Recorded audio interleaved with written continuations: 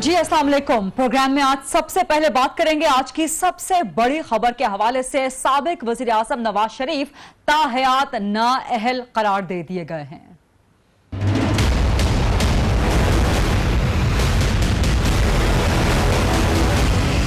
आज हद जरूरी है कि यहाँ पे लेवल प्लेइंग फील्ड होनी चाहिए। नवाज हमेशा के लिए बाहर हो गया है। एक बेटे से तनख्वाह ना लेने पर क्या बाप या वजीर आजम नाअहल हो जाता है?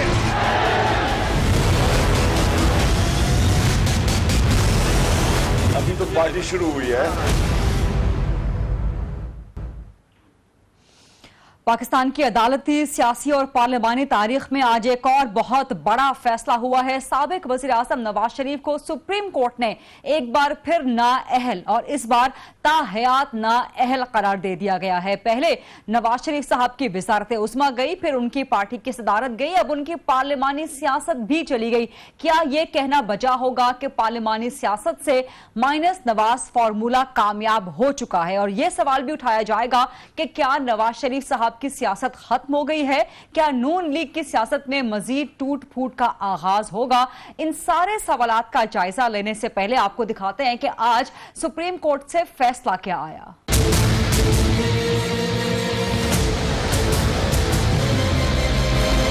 जो सादिक और अमीन नहीं, वो जिंदगी भर पार्लियामेंट में जाने का अहल नहीं। सुप्रीम कोर्ट ने फैसला सुना दिया।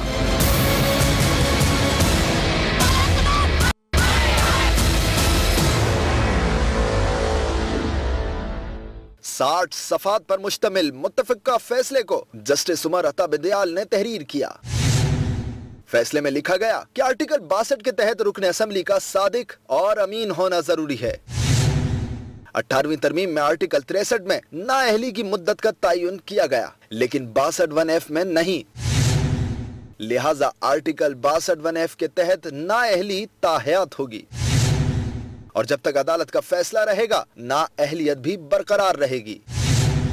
फैसले में यह भी वाज़ेह कर दिया गया कि आइन के आर्टिकल 17 से आर्टिकल 62(1)(f) मुतासिर नहीं होता और ना ही 62(1)(f) का 63(1)(h) से मवाजना किया जा सकता है। सुप्रीम कोर्ट के फैसले के बाद साबिक वजीर आजम नवाज शरीफ और तहरीक इंसाफ के सेक्रेटरी जनरल जहांगीर तरीन समेत दीगर तमाम नाअहल सियासतदानों पर पार्लिमानी सियासत के दरवाजे हमेशा के लिए बंद हो गए हैं।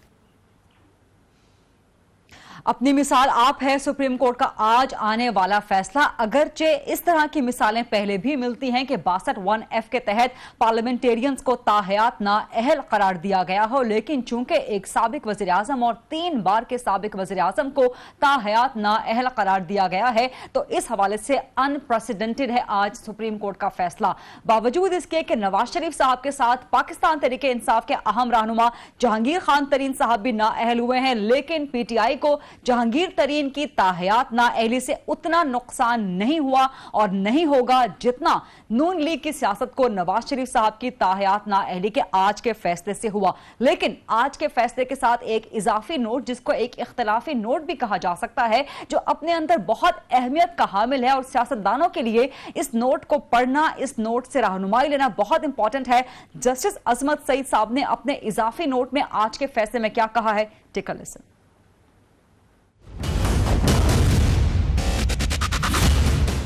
फैसले से इत्तेफाक लेकिन वजूहात से इख्तिलाफ। जस्टिस अजमत सईद ने 8 सफात पर मुश्तमिल इजाफी नोट में सब तहरीर कर दिया। जस्टिस अजमत ने लिखा कि आर्टिकल 62(1)(f) की बुनियाद इस्लामी इक़दार हैं और ऐसी शिकों की तशरीह में इंतहाई एहतियात से काम लेना चाहिए। आइन साजों ने जानते बूझते 62(1)(f) में नाअहली की मुद्दत का तयन नहीं किया और सुप्रीम कोर्ट ना तो आइन में कमी कर सकती है और ना ही इजाफा कर सकती है। उन्होंने लिखा कि कुछ वकला ने दलील दी थी कि 62(1)(f) इंतहाई सख्त है, लेकिन ये दलील पार्लियामेंट के ऐवान में तो दी जा सकती है, अदालत में नहीं। जस्टिस अजमत ने साथ ही ये भी लिखा कि जिन्होंने ये दलील दी वो या तो खुद पार्लियामेंटेरियन रहे या तरमीम के वक्त ऐवान का हिस्सा थे। क्या जस्टिस अजमत सईद के आज के इजाफी नोट से पार्लियामान रहनुमाई लेगी? नवाज शरीफ की सियासत का, नून लीग की सियासत का आइंदा मुस्तकबिल क्या होगा? इसी हवाले से प्रोग्राम में सबसे पहले बात करेंगे। मेरे साथ है नून लीग के इंतहाई अहम सीनियर मरकजी रहनुमा विफाकी वजीर हैं जनाब दानियाल अजीज साहब। अस्सलाम वालेकुम दानियाल अजीज साहब, बहुत शुक्रिया प्रोग्राम के लिए वक्त देने पे। जस्टिस अजमत सईद साहब का जो इजाफी या जिसको आप एक तरह से इख्तलाफी नोट कह सकते हैं, उस पर भी आपका कमेंट मैं चाहूंगी, लेकिन सबसे पहले 62-63 वही मामला 8 साल पहले जब 18वीं तरमीम तय की जा रही थी, तो नवाज शरीफ साहब जिन आर्टिकल्स के हिमायती थे, जिनके वो खुद वकील थे, और 62(1)F में जो एक लाइन ऐड करवाई गई थी कि जब तक कोर्ट इसके बरक्स फैसला ना दे सके, आज उसी आइन की शिक ने खुद वापस आके नवाज शरीफ साहब को हॉन्ट किया है। नून लीग को अपनी गलती का एहसास तो हो रहा होगा, नवाज शरीफ साहब को 8 साल पहले की गलती का एहसास तो हो रहा होगा। बिल्कुल भी नहीं जी, कानून की किसी भी शिक को अगर उसका इस्तेमाल इस तरह से करें कि जो एक इख्तलाफ पैदा करे, एक जनरल सोसाइटी में एक शौक पैदा करे, तो जाहिरी बात है वो तो किसी भी शिक के साथ हो, इसमें शिक की खराबी नहीं है।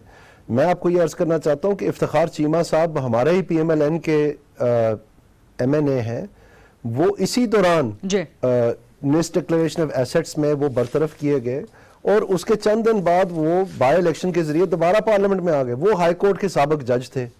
एक वो मयार था मिस डिक्लेरेशन ऑफ एसेट्स का, एक ये 62(1)F वाला मयार है। अब आप देखें कि ये दो मयार क्यों हैं आखिरकार। और दूसरी बात ये है कि जो ये वाज़ेह तौर पर जो इकामा है, इसमें तो जैसे कि आपको बहुत दफ़ा बताया गया है, वो तो किसी पिटिशनर ने उसकी तरफ इशारा तक भी नहीं किया था। तो फिर आखिरकार जब ये हुआ कि पैनामा पेपर्स में कोई अकामा का जिक्र तो नहीं था, और अब तो वाजिद ज़िया साहब ने गवाही भी दे दिया कि आखिरी दिनों में 2 जो ब्रिगेडियर साहिबान हैं वो गए थे दुबई और एक दिन में स्क्रीनशॉट्स लेके आ गए और वो फिर जमा करवा दी इन्होंने।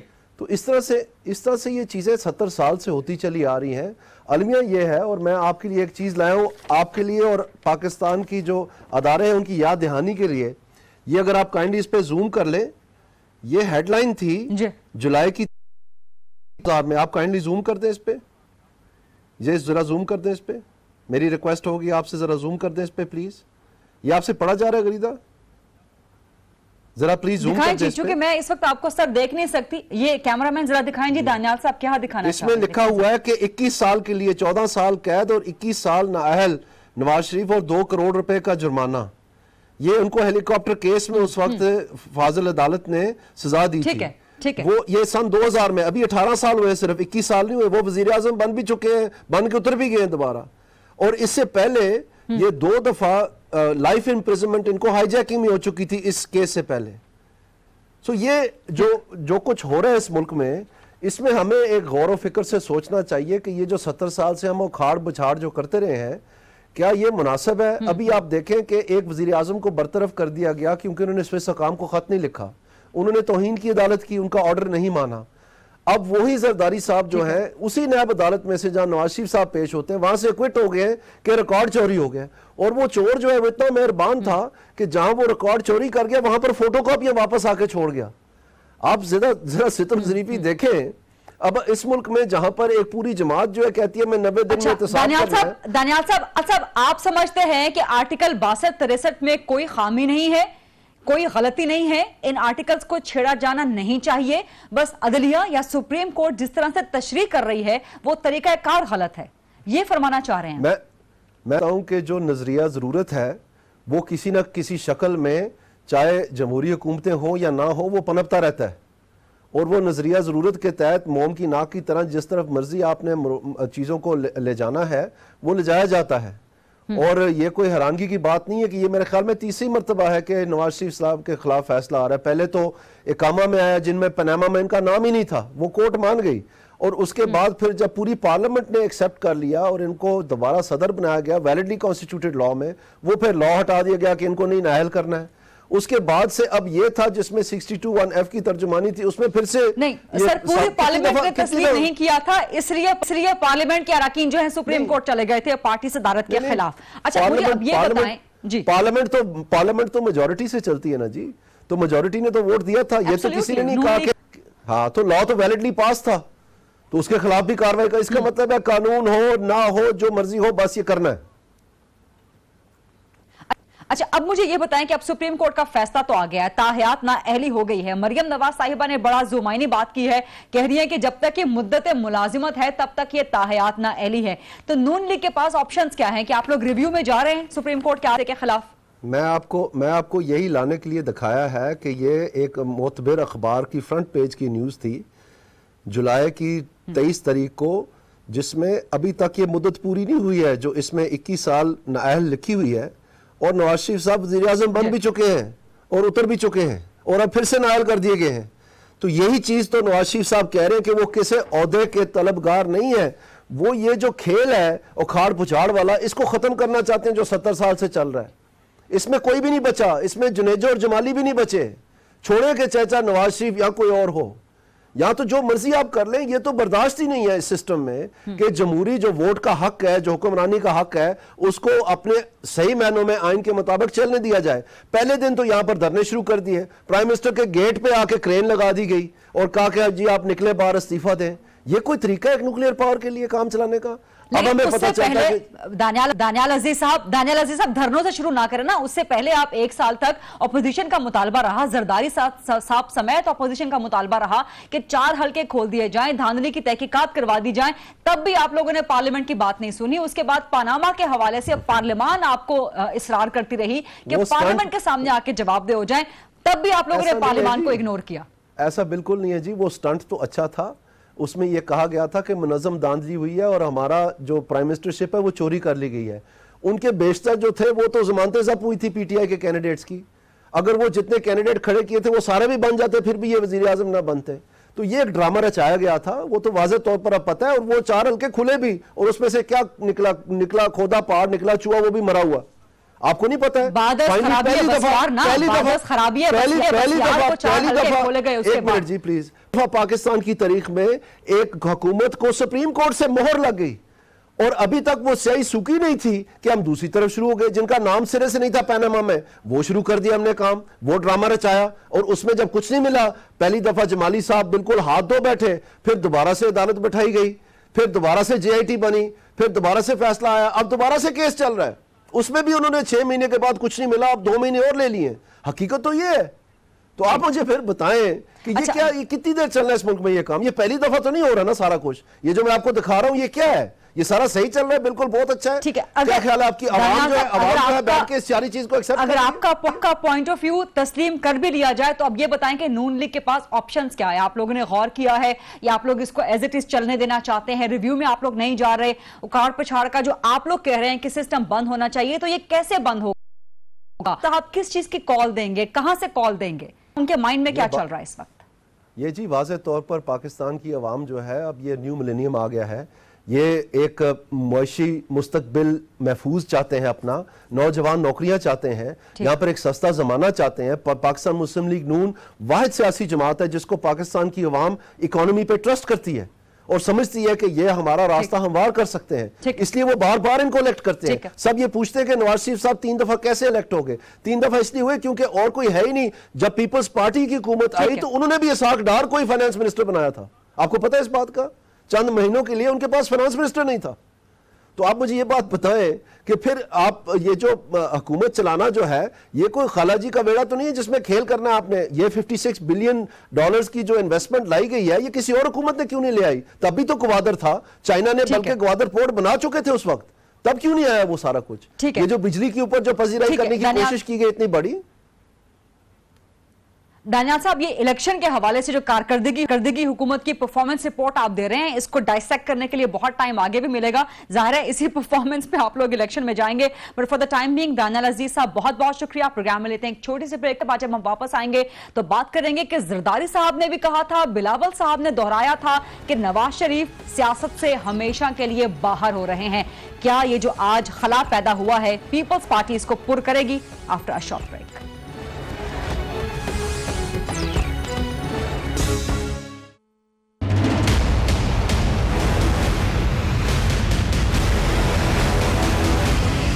आज हद ज़रूरी है कि यहाँ पे लेवल प्लेइंग फील्ड होनी चाहिए। नवाज हमेशा के लिए बाहर हो गया है।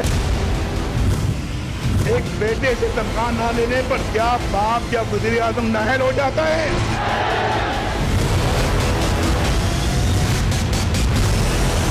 अभी तो पार्टी शुरू हुई है।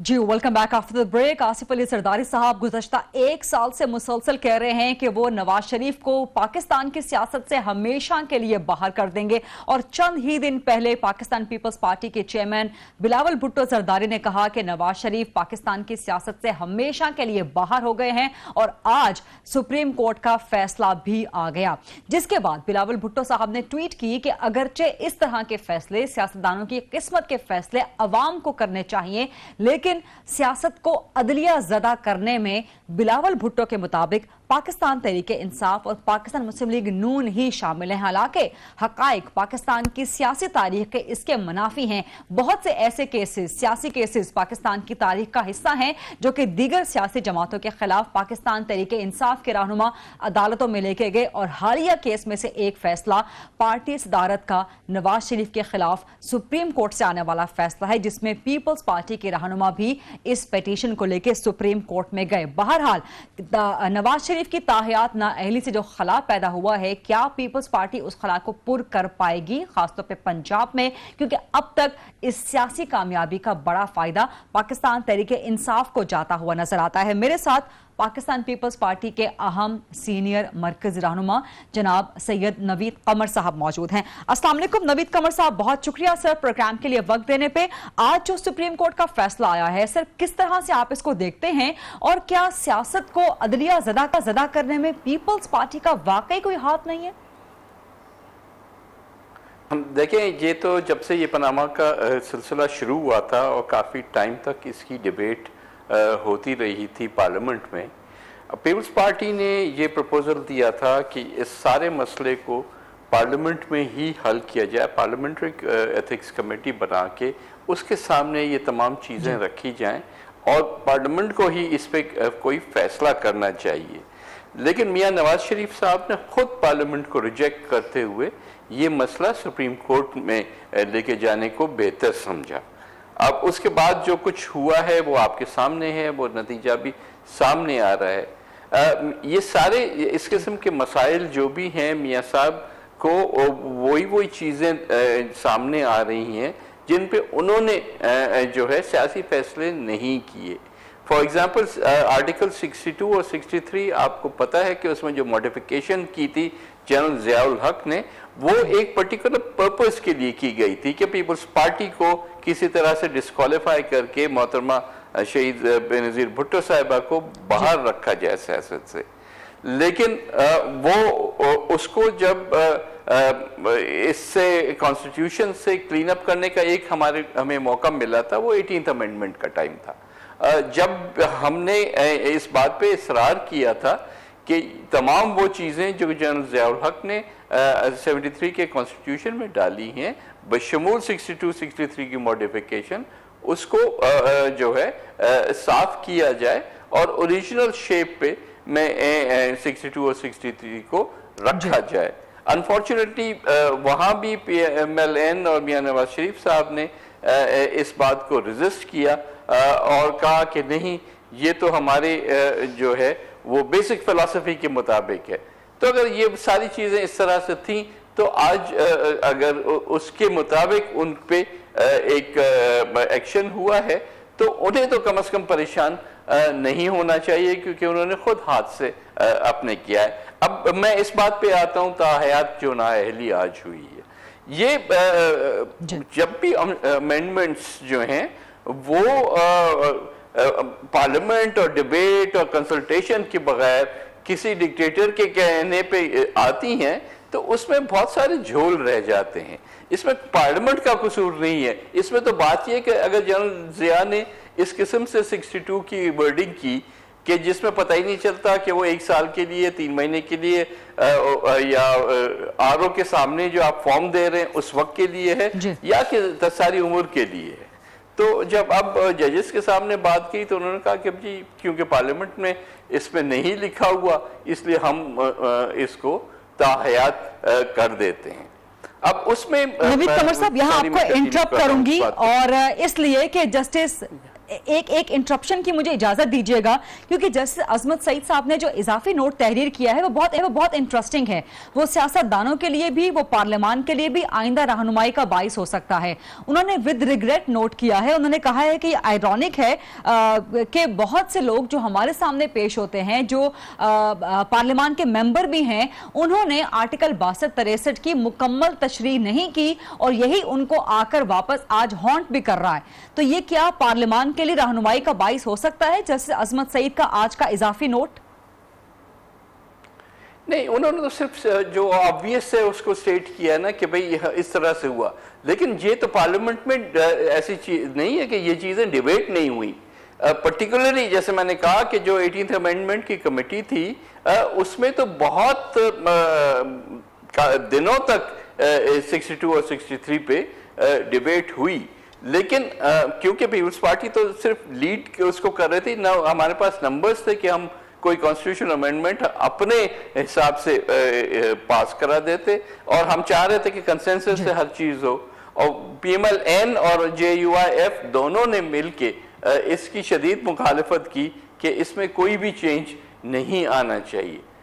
तो आज जैसे मैंने कहा कि ये सब कुछ जो हम देख रहे हैं वो उस चीज का नतीजा है। हम रोज रोज बैठ के आइन को रिवाइज करने के लिए तो नहीं बैठ सकते। ये तो वो चीजें हैं जो कि लाइफ टाइम में एक दफा 73 का कॉन्स्टिट्यूशन 1973 में बना, उसके बाद जब 18th अमेंडमेंट का टाइम आया तो उसमें एक मेजर रिविजन्स आई, और वही वक्त था इन सारी चीजों को पहले तो साफ कर लेना था। ये सब चीजें सादिक और अमीन और इस किस्म की चीजें जो हैं, जो कि बहुत ही एम्बिगुअस हैं, जो सब्जेक्ट टू इंटरप्रिटेशन है, और कोई शख्स इसको किसी तरह से इंटरप्रेट कर सकता है, कोई किसी और तरीके से इंटरप्रेट कर सकता है। तो ये सारी चीजें कमजोरी है। अब आइंदा का लाहे अमल क्या हो सकता है? क्या अब 62-63 को आइन से निकाला जा सकता है या उसके अंदर कोई तरमीम की जा सकती है? पीपल्स पार्टी का इस बारे में क्या मौक़िफ़ है?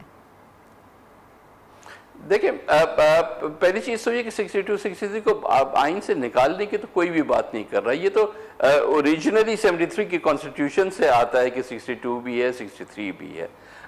लेकिन ये जो जनरल ज़िया-उल हक की इसमें अमेंडमेंट्स डली हुई हैं, पीपल्स पार्टी का हमेशा मौक़िफ़ रहा है कि उन सबको इससे निकाला जाए। लेकिन जाहिर है कि अब तो न वक्त है न मौका है, ये पार्लियामेंट अपना टाइम ख़त्म कर चुकी है।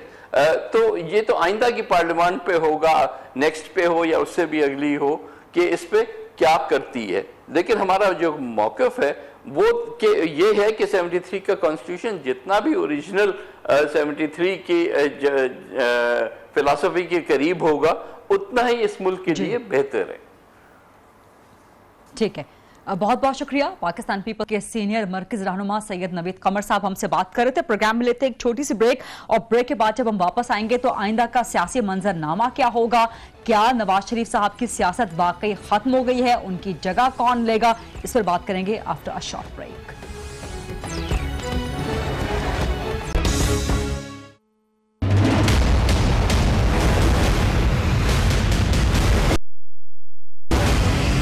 आज हद ज़रूरी है कि यहाँ पे लेवल प्लेइंग फील्ड होनी चाहिए। नवाज हमेशा के लिए बात हो गया है। एक बेटे से तनख्वाह ना लेने पर क्या बाप या वज़ीर आज़म नाअहल हो जाता है?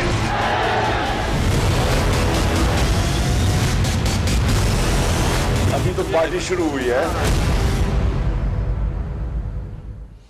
नवाज शरीफ और जहांगीर तरीन की ताहयात नाअहली, नून लीग और पाकिस्तान तहरीके इंसाफ के लिए आइंदा का सियासी मंजरनामा क्या होगा, इस सेगमेंट में इसी हवाले से बात करेंगे। सीनियर सहाफी तज्जियाकार दानिश्वर जनाब मुजीबुर रहमान शामी साहब मेरे साथ मौजूद हैं। अस्सलाम वालेकुम शामी साहब, बहुत शुक्रिया प्रोग्राम के लिए वक्त देने पे। और जहांगीर तरीन की ताहयात नाअहली से तहरीके इंसाफ को शायद उतना नुकसान ना हो जितना नवाज शरीफ की ताहयात नाअहली से नून लीग को नुकसान होगा। पहले तो ये फरमाइएगा शामी साहब कि क्या नवाज शरीफ साहब सियासत से माइनस हो गए हैं या सिर्फ पार्लियामानी सियासत से माइनस हो गए हैं, और नून लीग की जमाती सियासत का अब मुस्तकबिल क्या होगा? देखिए, वालेकुम अस्सलाम और आपका शुक्रिया। देखिए, नवाज शरीफ साहब के खिलाफ जो फैसला आया है उसमें कोई चीज ऐसी नहीं है जिससे आप कहें कि उसमें कोई इजाफा किया गया है या कोई कमी की गई है। नवाज शरीफ साहब को नाअहल करार दिया जा चुका है उम्र भर के लिए। अब तो अगर सुप्रीम कोर्ट नाअहली की मुद्दत का तयन कर देती तो एक रिलीफ उनको मिल जाती, लेकिन ऐसा नहीं हुआ और सुप्रीम कोर्ट के सामने नवाज शरीफ फरीक नहीं थे, ना वो दरखास्त लेकर गए थे और ना ही उन्होंने अपना दिफा किया सुप्रीम कोर्ट के सामने। उनके वकील ने ये बात कही जो उनकी तरफ से एक दो बार पेश हुआ कि क्योंकि आर्टिकल 62 में नाअहली की मुद्दत का तयन नहीं किया गया तो इसका मतलब ये होगा कि ये नाअहली सिर्फ एक इलेक्शन के लिए होगी। गोया जब अगली बार नॉमिनेशन पेपर्स दाखिल किए जाएं तो फिर मुद्दा अलह को या किसी भी शख्स को यह हक हासिल होगा कि नए सिरे से वो अपने पेपर्स दाखिल कर सके। मगर सुप्रीम कोर्ट ने आज ये कहा है कि क्योंकि 62 में नाअहली की मुद्दत का तयन नहीं किया गया तो इसका मतलब है कि ये नाअहली बरकरार रहेगी उस वक्त तक जब तक के पार्लियामेंट इसमें कोई दखल नहीं देती या मुद्दत का तयन नहीं कर देती। और 63 के तहत जो डिस्क्वालिफिकेशन है उसमें 5 साल का अरसा मुकर्रर है। तो एक ख्याल ये भी था कि अगर 62 और 63 को मिला के पढ़ा जाए तो फिर 5 साल की मुद्दत जो है वो मुकर्रर हो जानी चाहिए। लेकिन सुप्रीम कोर्ट ने जो मामला है वो पार्लियामेंट के सुपुर्द कर दिया है। अब पार्लियामेंट अगर चाहे तो वो नाअहली की मुद्दत का तयन कर सकती है और उसे खत्म कर सकती है। सुप्रीम कोर्ट ने अपने हाथ उठा लिए हैं और इस लिहाज से कोई फर्क नहीं पड़ा। जौहरी जो हालात पहले थे वही आज हैं। नवाज शरीफ जैसे सुप्रीम कोर्ट के फैसले से पहले थे वैसे ही सुप्रीम कोर्ट के फैसले के बाद हैं। अच्छा आप समझ रहे हैं कि हालात जैसे थे वैसे ही हैं, लेकिन नवाज शरीफ साहब काफी बरहम हैं। अगर हालात वैसे ही होते जैसे कि पहले थे, उन्होंने अपने कारकुनान को भी सब्र और इस्तिकामत की तलकीन की है।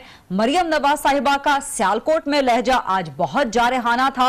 उन्होंने यहां तक कह दिया कि नवाज शरीफ और मरियम नवाज शरीफ को जेल ले जाओ, हथकड़ियां लगा दो, लेकिन रोक नहीं सकेगा कोई जो एक अवामी तूफान आ रहा है। मरियम नवाज साहिबा के मुताबिक शहबाज शरीफ साहब ने पहली बार ट्वीट कर दी है वोट को इज्जत के हवाले से। तो आप समझते हैं कि मामलात वैसे के वैसे बरकरार हैं, नून लीग के अंदर कोई टूट फूट नहीं होगी, नून लीग का वोटर कोई बेयकीनी का शिकार नहीं होगा, खासतौर पे आज के फैसले के बाद? देखिए, जो रद्द अमल है नवाज शरीफ साहब का या मरियम नवाज का, वो एक सियासी रद्द अमल है। जिस तरह उनके मुखालफों ने आज बड़े बगले बजाई हैं और ये समझा है कि कोई नवाज शरीफ साहब के खिलाफ नया फैसला आ गया है, उसी तरीके से उन्होंने अपने गुस्से का इजहार कर दिया है और अपना जो हल्का है उसको एक जज्बात में लाने की कोशिश की है। तो ये तो एक सियासत का खेल है। हर वाक़े को हर शख्स अपने अपने तौर पर इंटरप्रेट करता है और उससे कमजोरी हासिल करता है या कमजोरी पर काबू पाने की कोशिश करता है या ताकत हासिल करता है। तो मेरा ख्याल है कि नवाज शरीफ साहब पार्लिमानी सियासत में हिस्सा नहीं ले सकते थे पहले भी, लेकिन वो सियासत में हिस्सा ले रहे थे और इस पर अब भी कोई कदगन नहीं होगी। अगर उन्हें एहतसाब अदालत हवाला जिंदा नहीं करती तो फिर वो अपना किरदार सियासी तौर पर अदा करते रहेंगे। अलबत्ता पार्लियामेंट में वो नहीं जा पाएंगे और किसी मनसब पर फाइज नहीं हो सकेंगे। अब हालात बताएंगे कि इसका क्या नुकसान मुस्लिम लीग को होता है और क्या फायदा होता है। चौधरी निसार अली साहब तो कहते हैं कि अगर नवाज शरीफ साहब के खिलाफ कोई और फैसला आया या वो जेल में गए तो पार्टी का नुकसान होगा, लेकिन कई दोस्त ऐसे हैं जो कहते हैं कि इससे कोई नुकसान नहीं होगा बल्कि कारकुनों में और वोटरों में एक रद्द अमल पैदा होगा। तो जो भी सूरत होगी हमारे सामने आ जाएगी। मेरा ख्याल ना तो इस पे घबराने की कोई जरूरत है और ना ही झुंझलाने की कोई जरूरत है और ना ही किसी दूसरे को इतराने की कोई जरूरत है। ये आपकी तलकीन या आपकी नसीहत नून लीग के लिए भी है और अपोजिशन जमातों के लिए भी है। अच्छा, ये फरमाएं कि मरियम नवाज साहिबा ने जो आज कहा है सियालकोट में कि मुद्दत मुलाजिमत तक है ये ताहयात ना अहली, ये ताहयात ना अहली नहीं है, बल्कि उन्होंने कहा ये सिर्फ मुद्दत मुलाजिमत तक के लिए है। तो ये फरमाइए कि क्या ये समझा जाए कि वज़ीर आज़म नवाज शरीफ का जो नारा नून लीग लगाती है वो उनके लिए अब सिर्फ नारा ही रह जाएगा, एक ख्वाब ही रह जाएगा?